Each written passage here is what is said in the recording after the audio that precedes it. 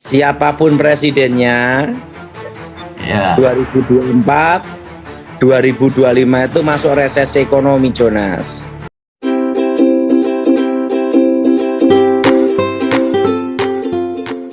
Salam lancar jaya, lancar apapun yang kalian lakukan dan jaya dimanapun kalian berada.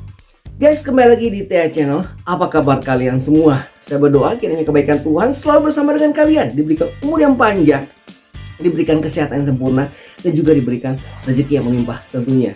Nah, kalau di video-video kemarin ya, saya sempat membawa kalian untuk berwisata tentunya, berwisata ke Semarang ya. Jadi kalau misalkan kalian tonton video TA Channel yang sebelumnya, itu TA Channel menyajikan informasi wisata di Semarang. Di antaranya adalah Kota Tua Semarang dan Lawang Sewu ya. Jadi kalau misalkan kalian yang belum nonton ya, kalian bisa cek video-video sebelumnya itu tentang Kota Semarang. Jadi buat kalian yang belum pernah ke Semarang, kalian bisa lihat seperti apa sih Kota Semarang. Anyway, pada kesempatan kali ini, di video kali ini kembali ke segmen informasi yang kembali datang dari Bapak Daud Tony. Masih ingat kan Bapak Daud Tony? Nah, di video kali ini kita akan kembali mendengarkan apa sih yang mau disampaikan oleh Bapak Daud Tony ini. Nah, sebelum lanjut ke videonya, jangan lupa subscribe channelnya, bagikan ke yang lain.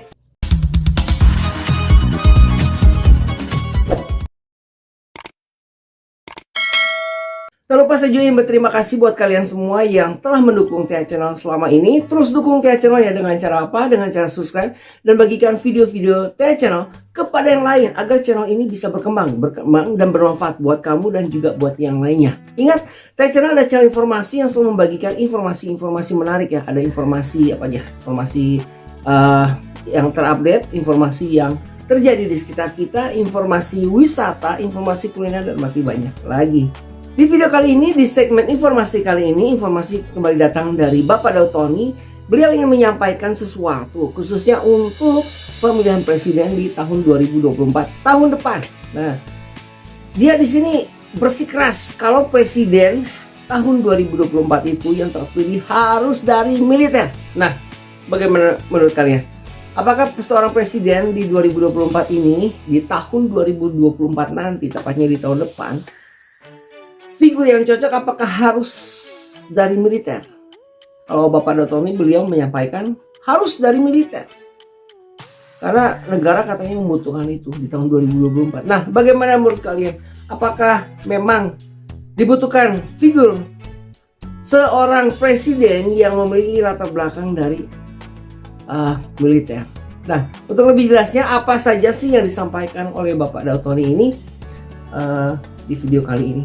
Yuk kita dengarkan saja langsung apa pendapat beliau tentang pemilihan nanti dan apa sih yang ingin beliau kasih tahu buat kita semua. Yuk sama-sama kita dengarkan. Enjoy the video.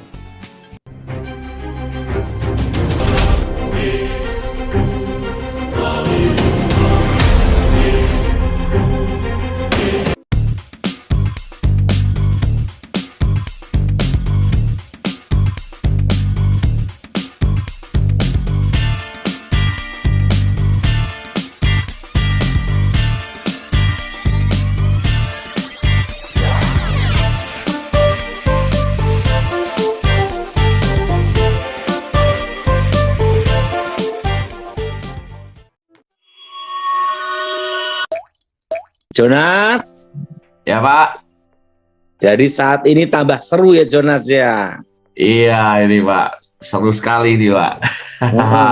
Ini bisa 3 poros ini, Jonas. Iya, betul. Berapa Pak. poros, Jonas? 3. 3 poros, Jonas. Jadi 3 poros ini seru ini tuh, Jonas. Kalau 2 poros itu 1 putaran. Ya, Kalau 3 poros itu 2 putaran. iya Pak. Betul. Tapi yang jelas jangan berandai-andai dulu sampai penetapan capres cawapres. Iya, betul Pak. Tapi ingat Jonas, siapapun presidennya, Ya, 2024, 2025 itu masuk resesi ekonomi, Jonas. Iya. Resesi ekonomi yang sebenarnya. Iya, Pak. Tapi Tahun ini dan tahun 2024 ekonomi bergerak karena ada pilpres. ya, Ada pileg, ada pilihan bupati, pilihan gubernur. Sehingga ekonomi semua bergerak, Jonas. ya. Nah, 2025 sudah tidak ada acara pilpres lagi, Jonas. Lalu acaranya apa, Pak? Lalu, Pak? Yang 2025 nanti yang rame itu dokter psikiater, Jonas.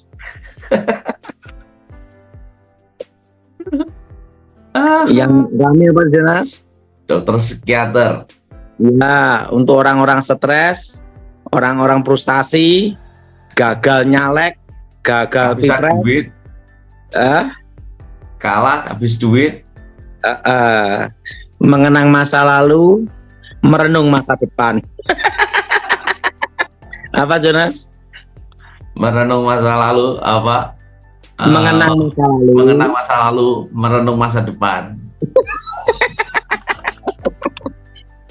Yang gagal. Kalau yang terpilih sih langsung syukuran, haleluya, puji Tuhan dan lain-lainnya. Tapi Jonas, siapapun presidennya, kita tetap masuk ke apa, Jonas? Resesi. Resesi, Jonas. Jelas? Masuk apa, Jonas? Resesi. Nah, tapi kita percaya dengan tenang kita nantikan hari kesusahan itu. Ya. Makanya 2024 itu perlu figur militer, Jonas. Ya. Figur apa, Jonas? Militer. Yang berani mengambil resiko.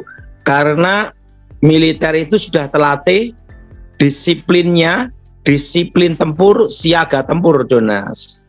Ya. Apa namanya, Jonas? Disiplin tempur dan siaga tempur.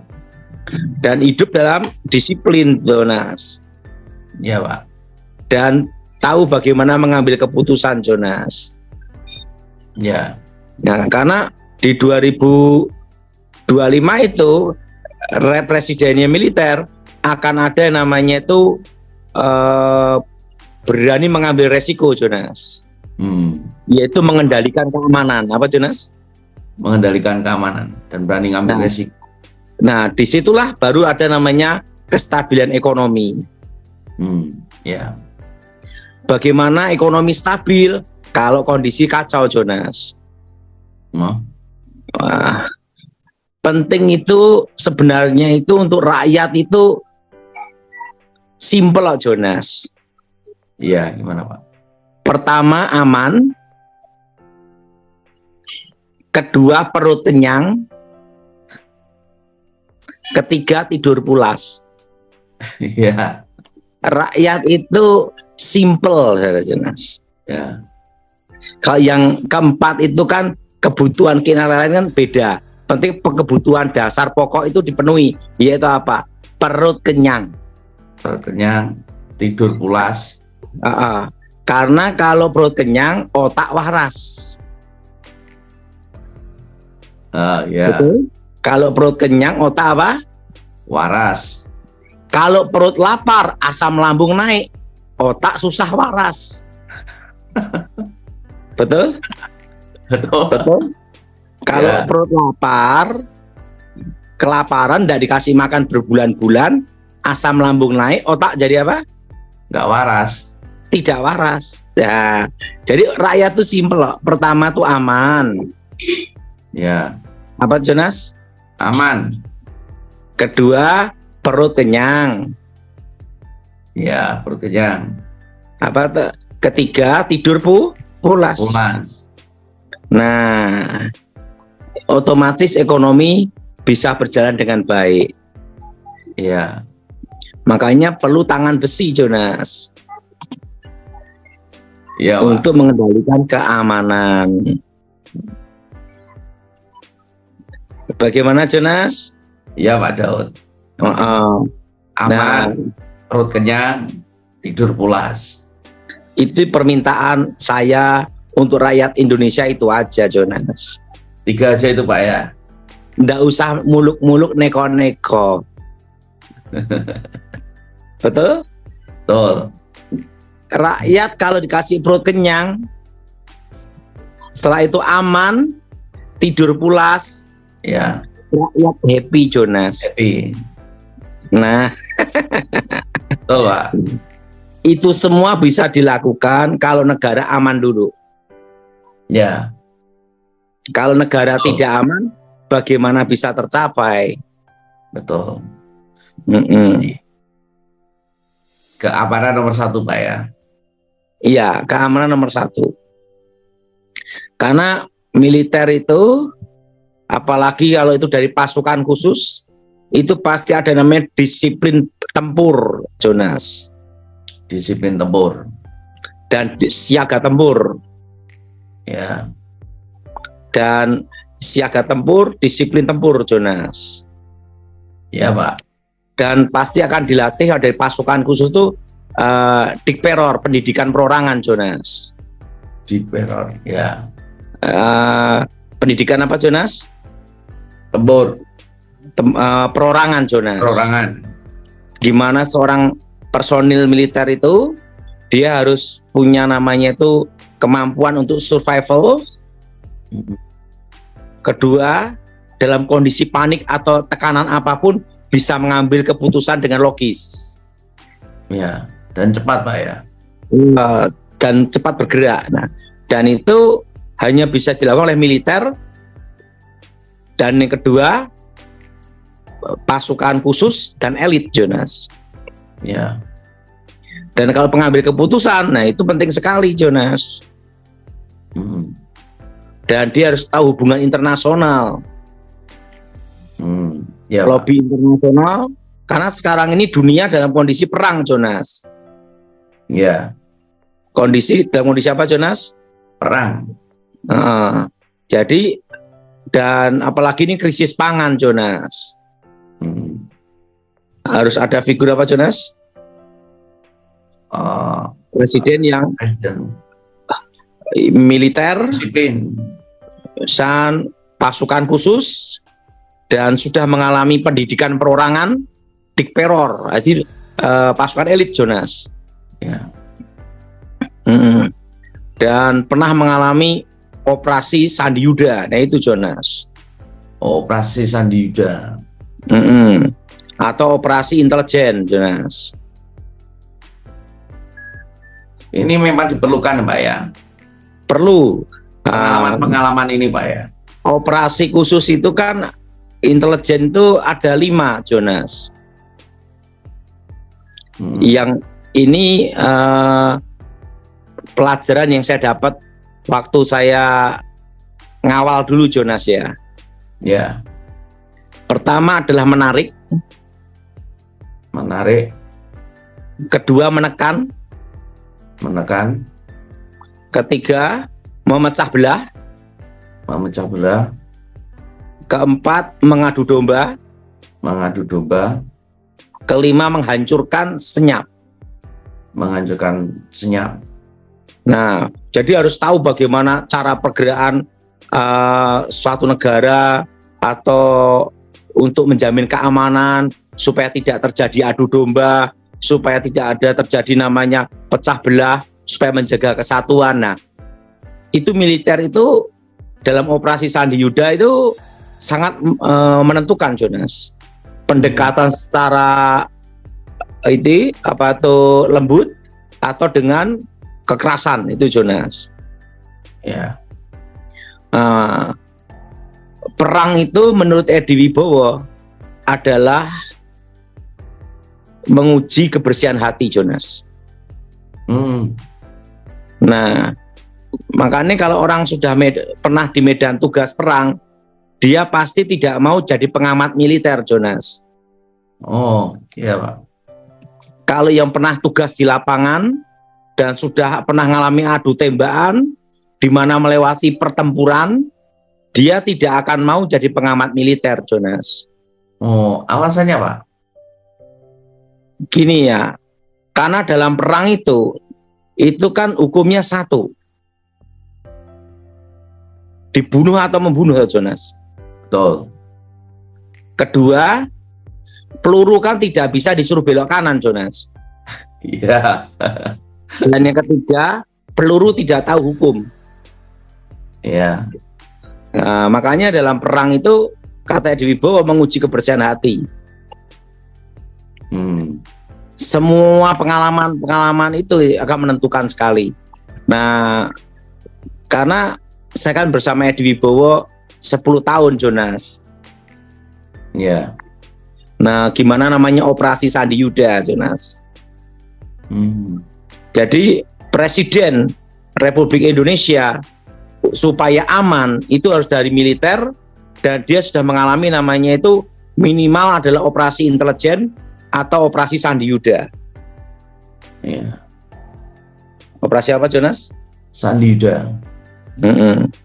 Nah, itu perlu sekali, Jonas, karena kondisi negara. Jadi supaya menjaga kesatuan, dia harus tahu namanya itu adu domba itu bagaimana cara mengendalikan supaya kita bersatu. Nah, itu militer yang menguasai itu adalah orang yang pernah mengalami tugas atau operasi Sandi Yuda. Operasi apa, Jonas? Sandi Yuda. Nah, saya kebetulan hanya tahu dikit-dikit aja, Jonas, karena saya pernah diterjunkan di lapangan selama 10 tahun, Jonas. Pak Daud, apa tipnya pengalaman di medan tempur, Pak, ya? Kalau saya kebetulan belum pernah ngalami perang langsung kayak di Timor Leste, tidak pernah. Karena saya kan bagian pengawalan rahasia, Jonas. Oh, sama strategi, Pak, ya? Strategi, betul. Nah, jadi pengalaman itu jadi menekan apa, Jonas? Menekan. Jadi pertama itu adalah menarik dulu. Oh, menarik. Menarik dulu. Nah, menarik di sini yaitu penggalangan perekrutan. Nah, kedua adalah apa, Jonas? Menekan. Menekan. Nah, itu, Jonas. Nah. Yang ketiga adalah memecah belah. Oh, memecah belah. Keempat, mengadu domba. Setelah itu menghancurkan, senyap, hilang jejak. Itu, Jonas. Nah, dan itu seorang yang pernah belajar atau pernah menjalankan operasi Sandi Yuda pasti tahu hal ini. Untuk menjaga keamanan itu harus ada kesatuan. Nah, bagaimana kita bisa menjaga kesatuan kalau kita tidak pernah mempelajari terjadinya adu domba itu gimana? Betul nggak? Ya, berarti ini pengalaman ini bisa diaplikasikan, Pak, ya? Jadi supaya negara stabil itu gimana? Nah, itu harus seseorang dari pasukan khusus, Jonas.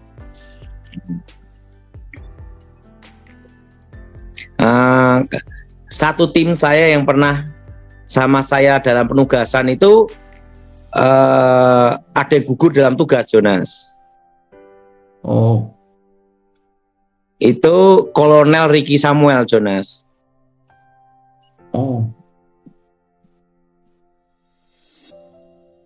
Ini komandan, Pak, ya? Gugur, helikopternya jatuh, Jonas. Oh, kecelakaan helikopter. Itu kalau seingat saya 2009, Jonas. Itu salah satu anggota tim saya, personil tim saya, Jonas. Nah, yang kedua itu adalah Kolonel Abdul Rahib Siregar, Jonas.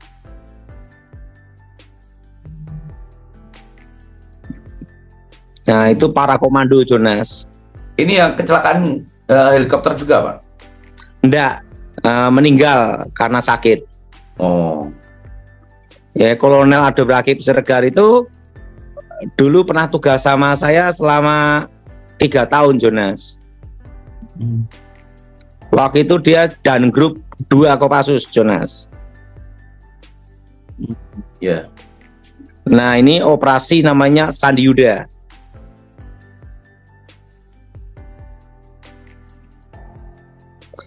perintah Nenggala 1 waktu itu Jonas. Iya. Nenggala 1 udah. Nah itu saya dulu di bawah Nenggala 1 Jonas. Nenggala 1. Nah itu waktu saya tugas dulu. Jadi saya itu tugas pernah ya Jonas ya. Ini pernah yang saya alami ya Jonas ya. Ya Pak. Itu pertama itu ada di Jawa Tengah, Kodam Diponegoro Jonas.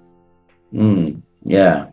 Kedua di Cijantung, Danjen Kopassus Jonas. Ya. Jadi saya ikut Pak Edi Wibowo itu dari Kolonel Ajudan Megawati. Setelah itu saya ikut beliau Wandanjen Kopassus. Nah setelah itu Kasdam Jawa Tengah Diponegoro. Nah setelah itu Danjen Kopassus. Setelah itu Kodam ini Siliwangi Bandung Jonas. Bandung. Setelah itu di waktu Kostrat di Pangkostrat saya itu Kasat Jonas. Saya sama beliau 2001 tapi ikut beliau dalam operasi khusus 2004 Jonas. Mulai dari kolonel ya beliau waktu itu ya. Iya 2004 saya sudah terjun dalam operasi khusus sama beliau Jonas. Makanya saya dikit-dikit mengerti lah Jonas. Iyalah Pak, dari apa itu kolonel sampai Majen ya, sampai Jenderal Bintang 4 Kasat Kepala Staf Angkatan Darat. Nah salah satu kawan saya baik itu pernah jadi Pangdam Diponegoro, namanya Mayor Jenderal Sunendio. Itu kawan-kawan semua Jonas. Pak Darbito juga tahu saya Jonas, Mayor Jenderal Darbito. Ya karena saya dulu kan ini Ruhut Sitompul juga tahu saya Jonas. Oh iya. Ibas Edi Baskoro itu kenal saya benar Jonas. Wah, AHY juga sama, Agus Harimukti. Iya. Nah jadi figur militer itu sangat penting untuk menghadapi resesi 2025. Ya. 2000 berapa Jonas? 25. Karena kondisi pangan juga ya. Karena resesi ini terus berlanjut sampai 2025 Jonas. Ya, Pak. Nah kalau saya dulu saya ini satu-satunya sipil yang tidak pernah absen kalau datang Jonas. Itu Pak ya. Baik di Binagraha maupun di kediaman Cikias. Wow. Jadi saya tuh tidak pernah absen apa tuh namanya daftar tamu itu tidak pernah Jonas. Tidak ada daftar tamu saya di Binagraha, tidak ada Jonas. Sering kan saya sering ini bersama beliau untuk dampingi ya Jonas, kan ngantor kan Jonas. Ya. Nah saya sering ke sana di Binagraha dulu. Wah, jadi semua pasti mengenal ya. Nah kalau saya ke sana mereka pasti tahu satu-satunya yang tidak pernah pakai baju resmi tapi selalu kaos sama sepatu sandal itu hanya saya seorang diri Jonas. Karena mereka tahu ciri khas saya itu orang lapangan Jonas. Dan kalau saya dulu itu menghadap beliau gitu langsung pakai kaos saja Jonas, pakai kaos, ngasih laporan, langsung berangkat Jonas. Wah, itu satu-satunya sipil Pak ya? Satu-satunya sipil saya Jonas. Dan dipilih dari semua yang terbaik Jonas. Iyalah pasti itu pilihan karena nggak mungkin. Jadi seleksinya itu untuk pengaman khusus itu ada 3, Jonas. Pertama itu dari pertama ya Jonas ya, ini seleksi itu sampai 3 kali Jonas. Pertama itu dari pasukan khusus. Ya. Nah dari pasukan khusus ini masih ada khusus lagi Jonas. Namanya kalau di Kopassus namanya Gultor 81 Jonas. Gultor 81. Artinya apa itu Pak, Gultor 81? Gultor 81, Satuan Anti Teror Jonas. Oh, anti teror. Nah, setelah itu dari Gultor 81 Jonas ya, masih disaring lagi Jonas. Dipilih dari semua yang terbaik. Nah, 3 kali kan berarti Jonas. Ya. Nah, itu mereka tuh dipilih dari yang terbaik Jonas. Termasuk Obay yang sekarang jadi ajudan dan selalu mendampingi Dokter Terawan, itu dari Gultor 81, itu dulu salah satu anggota Jonas yang waktu saya tugas dulu. Namanya kalau enggak salah pangkatnya sekarang udah kapten ya. Oh. Kapten Obay dari Sat Gultor 81. Termasuk Geri itu jadi ajudan Kasat, itu sekarang udah mayor mungkin ya, Mayor Geri ya. Haikal Kholik itu dari Sat Gultor 81. Jadi dipilih dari semua yang terbaik Jonas. Nah, kalau saya puji Tuhan di antara 200 juta manusia lebih, saya terpilih satu-satunya sipil. Hebat. Haleluya. Satu-satunya apa Jonas? Sipil. Satu-satunya sipil dan langsung di bawah perintah Ibu Presiden dan Kasat. Wah, luar biasa. Nah, makanya saya tahu tentang operasi Sandi Yuda. Ya. Nah, termasuk Brigadir Jenderal Rano Telar itu yang pernah jadi Danrem di Solo, itu tahu saya persis Jonas. Kalau Brigadir Jenderal Rano Telar itu dia ahli di operasi Sandi Yuda. Pak Daud ini kan sipil satu-satunya Pak. Ini seleksinya bagaimana ini Pak? Kalau yang pasukan khusus saja harus melewati 3 kali, dipilih yang terbaik semuanya. Nah, Pak Daud ini satu-satunya sipil ini.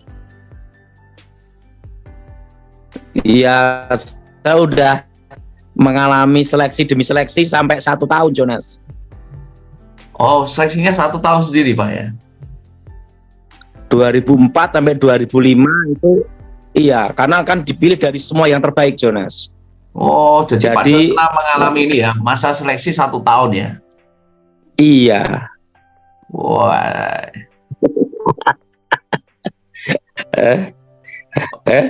Wah, luar biasa itu. Seleksinya aja 1 tahun. Satu-satunya sipil sebabnya. Di antara pasukannya elit-elit. Pasukan elitnya elit Jonas. Wah, luar biasa itu ya. Di situ ada yang ahli bom, demolis. Setelah itu ada ahli sniper, ahli penjinak bom. Setelah itu ahli penyamaran, intelijen. Terus macam-macam keahliannya Jonas. Ada yang ahli pisau, ada yang ahli perang hutan, parako. Sana ada yang ahli penyusupan, semua ahli-ahli semua Jonas. Ya. Nah, tapi saya puji Tuhan satu-satunya sipil. Dan satu-satunya ini Pak ya, yang nggak masuk ikut seleksi berenang Pak ya? Saya tidak pernah seleksi berenang, tidak pernah. Dan saya belum pernah mengalami camp tawanan, belum pernah. Kalau mereka yang masuk itu rata-rata sudah mengalami seleksi itu udah mengalami camp tawanan, diuji mentalnya Jonas. Oh, mental dulu Pak ya. Mental dulu.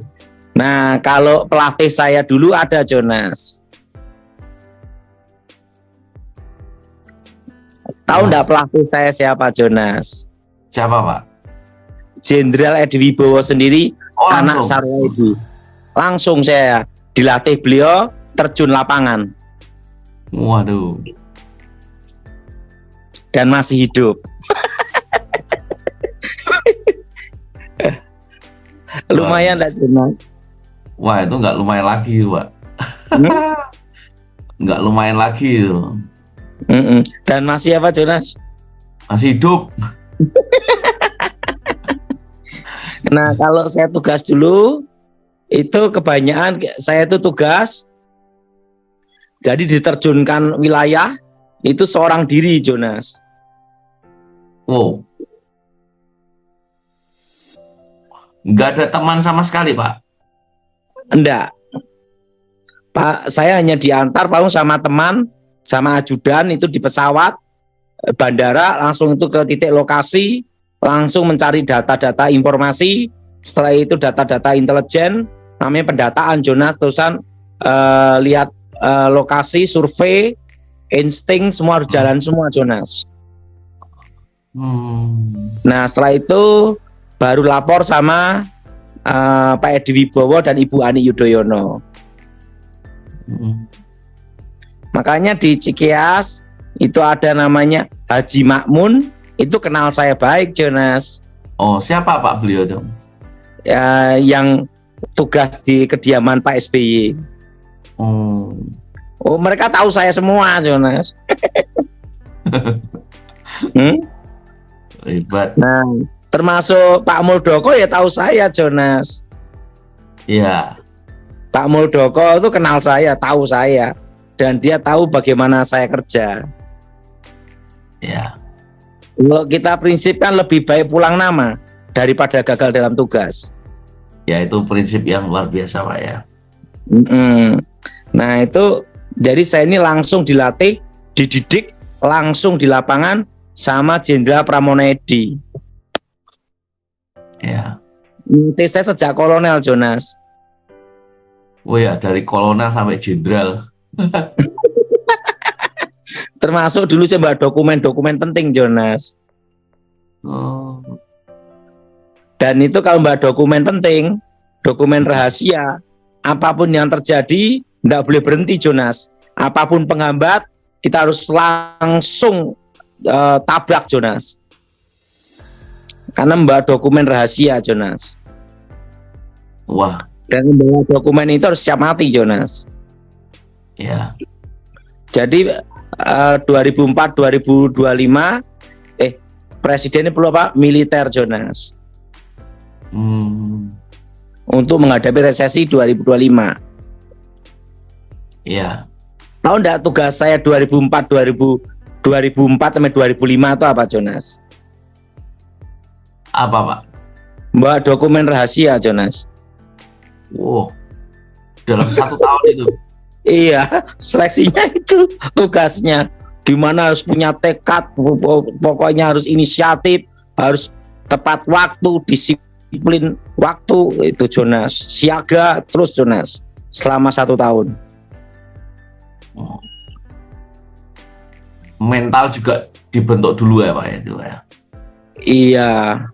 Saya tidur hanya 3 jam Jonas. Waduh. Itu 2004 sama 2005 Jonas. 1 tahun. 2004 2005 itu masa pemerintahan Pak SBY kan 2004 sampai 2014. Ya. Nah 2005 2009 saya langsung diterjunkan di lapangan Jonas. Langsung sama Pak Edi. Langsung sama Pak Edi, perintah Ibu Ani, satu-satunya sipil di antara pasukan elitnya elit. Wah, itu luar biasa Pak. Ya, dan puji Tuhan masih hidup. Amin. Dan Jadi panjang tim umur. saya tim saya itu dikubur di mana, Jonas? Di mana, Pak? Di Taman Makam Pahlawan Kalibata. Semua di sana ya? Ada yang tidak juga, kan ada hilang kontak pada 2014, Jonas. Ada yang gugur dalam waktu perang, Pak? Kalau tim saya hanya gugur waktu dia tugas di Kapus Kopassus ya, itu di Batu Jajar ya. Waktu cuaca jelek itu helikopter jatuh. Kolonel Ricky Samuel. Itu salah satu anggota tim saya, Jonas. Ya. Jadi tim saya lumayan enggak, Jonas? Wah, nggak lumayan lagi, Pak. Timnya hebat-hebat. Jadi tim saya dulu itu dari sniper, demolis, ahli penyusupan, penjinak bom. Setelah itu ada yang bagian khusus yang untuk driver mobil dengan siaga penuh, Jonas. Ya. Itu pengalaman demi pengalaman, Jonas. Wah, pengalaman itu nggak mudah. Dan yang pernah ikut tugas sama saya sama-sama ya, di tugasan sama-sama itu sekarang ada di Kementerian Pertahanan, Jonas. Oh.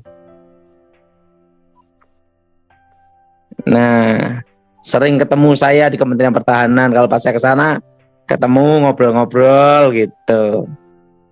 Oh. Wah, hebat ya. Nah, nama Mayor Jenderal Glenny Kerupan itu kawan saya baik, sohib, sahabat dekat, pernah penugasan sama-sama, sekali penugasan, terusan sama-sama saya itu 18 tahun, Jonas. Wow. Itu satu litingnya Bapak SBY, satu litingnya Pak Prabowo, satu litingnya Letnan Jenderal Romulus Simbolon.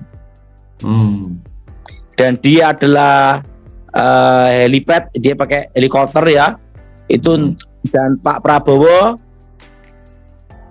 kawan dekat, dan Pak Prabowo pada tuh perang pun bila adu tembakan, kalau Glenny ditelepon dalam kondisi awan badai apapun, termasuk mendarat di atas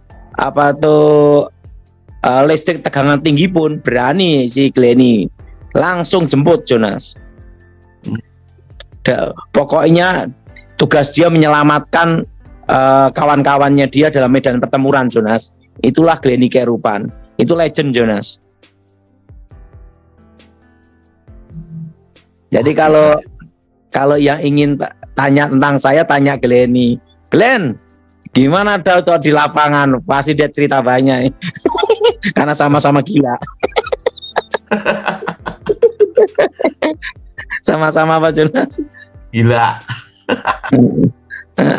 Ya paling gila sih Glenny sih. Karena dia itu dalam kondisi badai apapun, dia tidak mempedulikan keselamatan nyawanya dia. Dia akan jemput Prabowo dalam kondisi medan tempur apapun.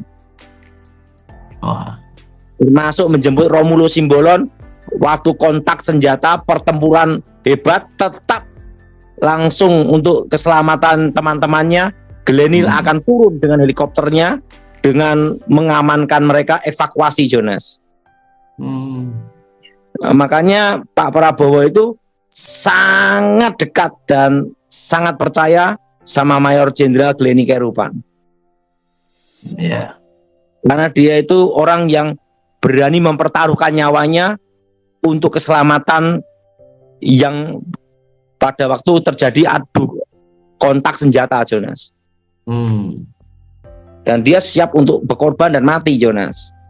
Mentalnya luar biasa ya. Oh iya, Glenny bagus. Dan pernah satu tim dengan saya dalam penugasan juga. Jadi kawannya. Sampai sekarang aja saya kalau ketemu saya, Daud, kamu gimana? Baik-baik ya, Glenn gitu. Karena pernah satu tim.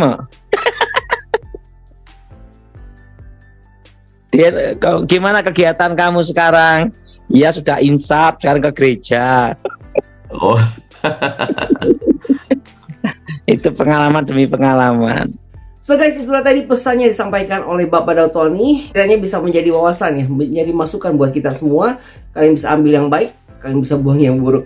Nah, mungkin sampai di sini video kita kali ini di segmen informasi yang datang dari Bapak Dautoni. Kita akan bertemu lagi di video berikutnya, tentunya dengan informasi-informasi yang tak kalah menariknya. Dukung terus Tia Channel untuk perkembangannya dengan cara apa? Dengan cara subscribe dan bagikan video-videonya ke yang lain, agar channel ini tentunya bisa berkembang dan bermanfaat buat kalian semua. Saya berdoa kiranya kebaikan Tuhan selalu bersama dengan kalian. Diberikan umur yang panjang, diberikan kesehatan yang sempurna, dan diberikan juga rezeki yang melimpah. Terima kasih sudah menonton guys. Kita ketemu lagi di lain kesempatan. Salam lancar jaya. Lancar apapun yang kalian lakukan dan jaya dimanapun kalian berada. See you next time. Bye-bye. Ciao.